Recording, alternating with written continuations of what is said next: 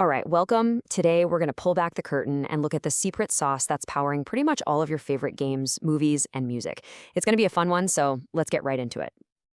Okay, and just a quick heads up, this is Chapter 8 of a 10-chapter course on Introduction to Artificial Intelligence for students ages 12 to 15, put together by Virtualization Options LLC. So, you ever been deep in a game and it feels like the enemies are, I don't know, actually thinking? Like they know what you're going to do next? Or maybe you're watching a movie and you just can't believe how incredibly real that CGI monster looks. Well, the answer behind all that magic is actually the same thing. It's all artificial intelligence. And we're going to kick things off right where a lot of us spend our time, inside video games. Because AI is completely changing the game, making the worlds we play in way smarter and so much bigger than they've ever been before. First, let's talk about NPCs. You know, the non-player characters. All those other folks running around in the game that you don't control. Thanks to AI, these characters are no longer just mindless robots. In games like The Last of Us or Alien Isolation, you've got enemies that actually learn from your moves, hunt you down, and react to sound. It makes for some seriously intense, heart-pounding moments. I mean, the leap here is just huge. Think about older games, where an enemy would just walk back and forth on the exact same path. Super predictable, right? But now, today's AI NPCs actually adapt to you. They learn your style, they change up their tactics, and they create these completely wild situations that even the people who made the game couldn't have predicted. It really makes the game world feel, well, alive. And it's not just the characters. AI is building the actual worlds.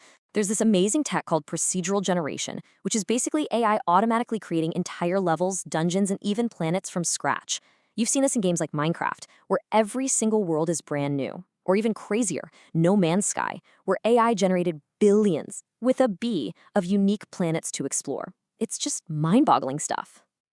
Okay, so AI is in the games, but let's level up. What about the people who play these games for a living? We're talking about the world of professional esports. Turns out, AI isn't just part of the game anymore, it's become a secret weapon for the best players on Earth. So how do the pros get that extra edge? They get an AI coach. Seriously. These AI systems can watch thousands of matches and pinpoint tiny little weaknesses that a human would totally miss. They can perfectly simulate an opponent's playstyle for practice, and they can even start predicting the moves an enemy team is likely to make in a big tournament. It's like having a strategic supercomputer in your corner. Now, just to give you an idea of the sheer power we're talking about, look at this number. 45,000 years. What in the world could that possibly mean? Well, that is the amount of practice time in human years that an AI system called OpenAI 5 crammed into just 10 months to master the super complex game Dota 2. It played against itself over and over, gaining 45,000 years of experience. That's the superhuman learning ability of AI. It got so good, it beat the human world champions, and it actually forced them to invent brand new ways to play the game. Insane. Okay, so let's step away from the controller for a minute, because this AI revolution is happening everywhere. It's in the movies you watch, it's in the music you stream. AI has become Hollywood's biggest and quietest secret weapon. Just take a look. In visual effects, AI helps artists create those ridiculously realistic CGI characters, you know, like Thanos from the Avengers. It's also used to de-age actors, making them look decades younger, seamlessly. But then you've got AI composing original music for movie scores.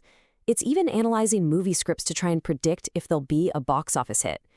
And then there's the really wild stuff, like creating digital actors or deepfakes, which are both amazing and honestly a little bit scary. And all that crazy new technology brings us to our final section.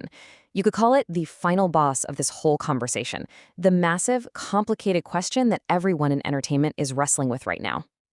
See, all this creative power comes with some really thorny problems. It really makes you think about what it means to create something.